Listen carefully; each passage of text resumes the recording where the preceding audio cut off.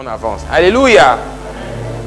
Regarde ce que Salomon nous dit. Salomon nous dit que la sagesse vaut mieux qu'un héritage, tu sais. Tu peux avoir beaucoup de choses dans la vie, mais c'est toujours mieux d'avoir la sagesse.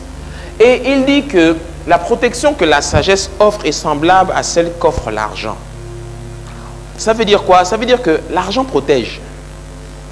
L'argent couvre. À l'ombre de la sagesse, on est abrité comme à l'ombre de l'argent. Hein? Donc, la sagesse permet de vivre longtemps. Pourquoi? Parce que la sagesse ne se limite pas à l'argent dans la vie. Il y a la sagesse dans tous les domaines de la vie. Il y a la sagesse dans les relations, il y a la sagesse dans la manière de parler, il y a la sagesse dans le comportement qu'on a quand on est devant les gens. Il y a la sagesse partout. On doit avoir de la sagesse en toutes choses. Amen. Mais il dit que la sagesse, même si elle fait vivre longtemps, il y a une chose qu'elle apporte. Elle apporte une certaine protection comme celle que l'argent apporte. C'est pour cela que Salomon dit encore dans le livre des Proverbes que l'argent du riche, dans son imagination, c'est comme une tour forte. Ça veut dire quoi? Ça veut dire que quelqu'un qui a de l'argent est quelqu'un qui a une certaine assurance. Parce que, tout simplement, son argent va le protéger, son argent va le garder des dangers, d'une certaine manière. Mais il y a des choses que l'argent ne peut pas acheter. C'est pour cela qu'il dit qu'il faut aussi de la sagesse. Mais il y a une chose qui est bien, c'est d'avoir la sagesse et l'argent. Parce que si tu as juste la sagesse et que tu n'as pas l'argent, tu risques de finir comme cet homme que Salomon a dit, la sagesse du pauvre est méprisée. Chrétiens, arrêtez de diaboliser.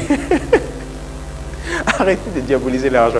Non, je ris parce que je reçois des messages en ce moment. Je me fais laminer, mais j'en ris. Hein. Genre, il faut en rire, tu sais. Il faut en rire. Ça sert à rien d'être frustré. Parce que il faut savoir assumer certaines choses. Tu sais, maintenant que les choses sont publiques, c'est sur Internet, ça passe à la télé, alors on me tire dessus. Mais sachez une chose, je dors tranquille la nuit, il n'y a pas de problème. Je me fais laminer. Oh, comment tu peux oser parler d'argent dans l'église? Hein? C'est pas l'évangile, ça. Hein? Tu sors d'où? Faux pasteur. Tout ça. Pourquoi tu parles d'argent? Les gars, je dors tranquille. Je n'ai aucun problème. Derrière votre écran là, que Dieu vous bénisse. Alléluia. Amen. Non, mais il y en a vraiment. Tu sais, c'est un peu comme tu es en train de conduire et puis il y a quelqu'un qui te fait une sérieuse queue de poisson. Wow. Et puis tu t'arrêtes. Oh, comment il a pu me faire ça? Et puis la voiture est en train de partir. Et puis tu es là, espèce de...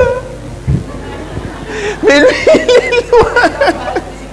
Il est loin, papa. Il est loin. Il t'entend même pas. Là où tu me parles, je suis loin.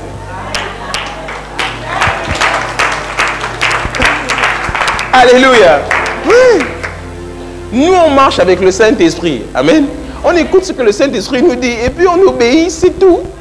Parce que quand la parole est donnée, elle est donnée pour celui qui est assis ou celle qui est assise à côté de toi. Parce qu'il y en a qui ont besoin de ça. Oui. Il y en a d'autres, vous n'avez pas besoin de ça. Votre combat, c'est de scruter, de scanner, d'étudier les messages des pasteurs et puis de les surveiller. Ça, c'est votre ministère. Mais moi, ce n'est pas mon ministère. Il y en a, ils en ont fait de leur ministère. Hein. Ils étudient la vie des hommes de Dieu et puis ils les scrutent. Ils leur écrivent des lettres d'amour, tout ça. C'est impressionnant. Il y en a, c'est leur ministère. Hein. Ouais. Et il y a des sujets, quand tu les touches, ah là, tu les as provoqués. Hein. Touche l'argent, tu les as provoqués. Ah, je parle comme ça parce qu'il y en a, ils se reconnaissent. Alléluia, je vous aime, Seigneur. Dis avec moi, avance, pasteur.